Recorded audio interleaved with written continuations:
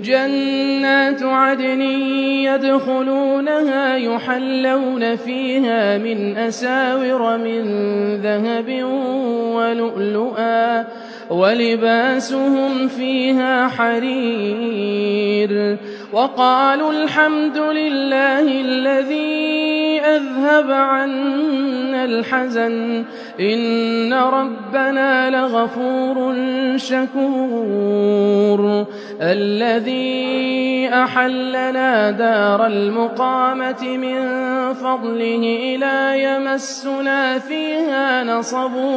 وَلَا يَمَسُّنَا فِيهَا لُغُوبٌ وَالَّذِينَ كَفَرُوا لَهُمْ نَارُ جَهَنَّمَ لَا يُقْضَىٰ عَلَيْهِمْ فيموتوا ولا يخفف عنهم من عذابها كذلك نجزي كل كفور وهم يصطرخون فيها ربنا أخرجنا نعمل صالحا غير الذي كنا نعمل أولم نعمركم ما يتذكر فيه من تذكر وجاءكم النذير فذوقوا فما للظالمين من نصير إن الله عالم غيب السماوات والأرض إنه عليم بذات الصدور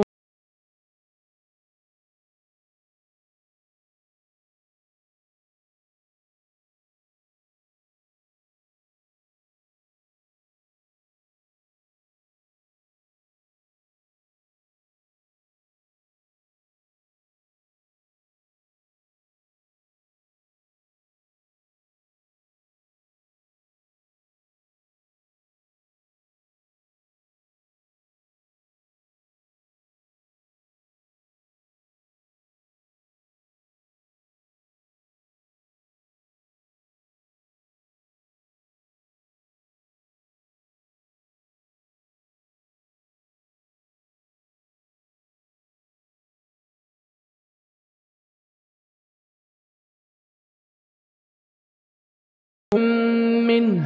بل إن يعد الظالمون بعضهم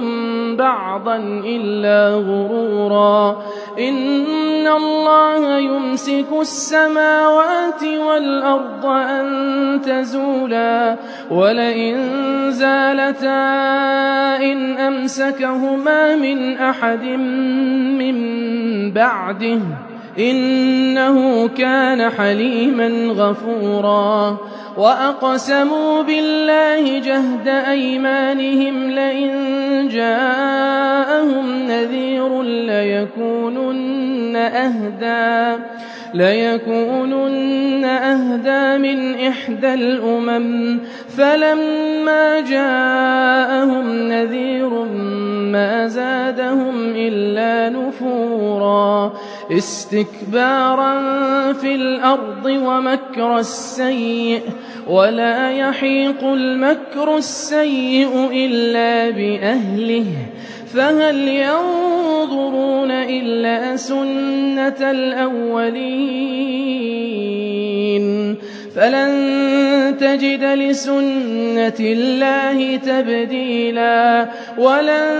تجد لسنة الله تحويلا أولم يسيروا في الأرض فينظروا كيف كان عاقبة الذين من قبلهم وكانوا أشد منهم قوة وما كان الله ليعجزه من شيء